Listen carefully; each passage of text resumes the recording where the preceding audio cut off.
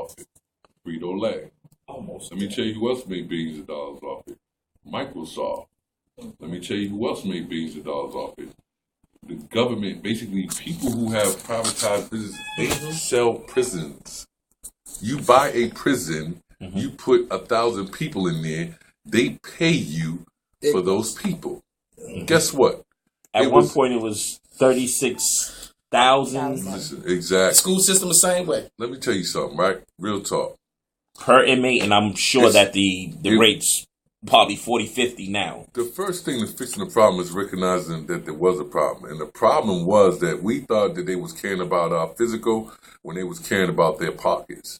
And for us to have that mindset and feel like, okay, we are going through these things and being subjected to these things for a better me, that's one thing that we can accept. But when we look at it for what it was, when it said, yo, wait a minute, they were destroying us for a better them, then that brings on a whole different perspective.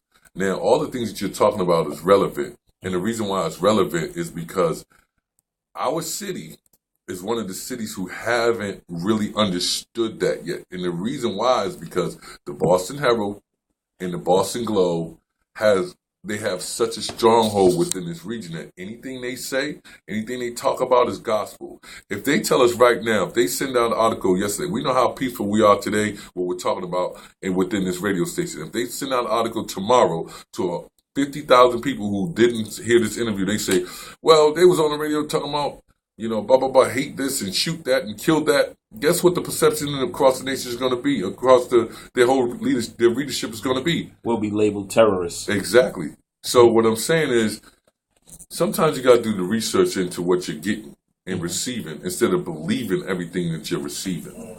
Power perceived is power achieved. So if I can make you believe something, then bottom line is truth in your world. So the fact that we were gangbangers out here and not just kids going to movies together, 3D, the fact that we were feeling as though we need to protect ourselves because somebody done assaulted us in one way doesn't mean that we're out here trying to, destroy the world and we're these beasts that want to fight, kill, and shoot. Why do they need gang task force? Why do they need gang task force? All they do is, they're just another gang. All they do is attack us. They don't do anything to try to change it. I think people forget the biggest gang in the city is the Boston Police Office. It's in the book. It's in chapter 3 in criminal incubation. It says something. I'm going to try to quote it, but it says the streets of 88 in Boston were hot, like not street hot, but gun hot. Mm-hmm. And the perpetuator of the violence was a gang was a version of the Crip called the Boston Police Department, the Blue. Now, the reason why I said that was because we had some people, some very, I would say, they're on TV now. Mm-hmm. I seen the actual cop that, I'm going to tell you something. I have 29 instances on my record in my lifetime. 29. Mm-hmm. So I was street. I was active. But let me ask you this. How could one cop be on 24 of the offenses? Oh. Documented. Fact. So this is what's been going on in our city for the longest time. And I'm not trying to say, let's attack City Hall. No, I'm not saying that. Everybody chill out. What I'm trying to say is know your enemy and you will defeat your enemy. And that's not always about physical overpowering. Sometimes it's just about mental overpowering. So if someone want to ball on you and talking about, listen, man, I seen your girl doing this, that. And she was down there Thursday. And then you look back in your mind, you say, wait a minute, Thursday, me and her, we was on the couch watching TV. He lying. Okay, I'm not going to beef with him. I'm just going to say, you know what, you're right. Keep it moving. Then I'm going to go home and talk to her and say, listen, man, dude ain't right. So whatever you're talking to him about, stay away from him because it's A, B, or C. It's called mind power. It's called understanding how to get over the BS. Regardless of what it is. And I kind of drifted on that, but, because there's a lot that's in my mind. Like, I'm in my city. Like, y'all don't know the love. Like, I'm in Boston. Like, listen, like, I go to California. I get love. Y'all don't understand. Like, this is where I'm from. I love this city.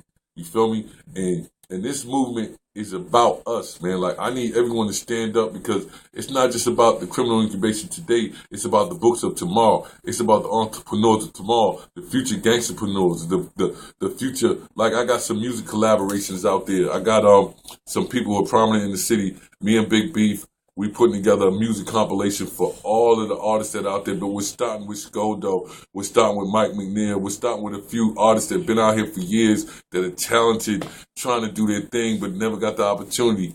But guess what? I got the industry for us. We can move now. We can move on it. But long story short, I want to invite everybody to come out to the book signing. The book signings, again, Saturday from 1 to 6 at the Barbershop Flavors on Blue Hill Avenue. You might wonder why I did that. I did that because I love my hood. Blue Hill Avenue is where I'm from, the whole hood. I want y'all to come out and support, see what we got going on. And then I got another one in Copley Place at Nouveau Fashions. I want y'all to come through that Sunday from 1 to 4. Everybody come through. We need to talk. We need to embrace. We need to move forward, man. I got a lot for us, man. I got a lot for us. So come through, show love, and we can build on this thing. That's what's up. And people, please do remember the book signing is Saturday at Flavors on Blue Hill Ave. You know what number Blue Hill Ave that is? I believe it's 966 on. Oh man, I'm sorry. Right across from the fire station, right just before you get to as you get to Franklin Field. Right across from the fire station, right there beside the big hair stop place. I'm not sure. Matter of fact, let me get this address real quick. Good morning, Call You Live.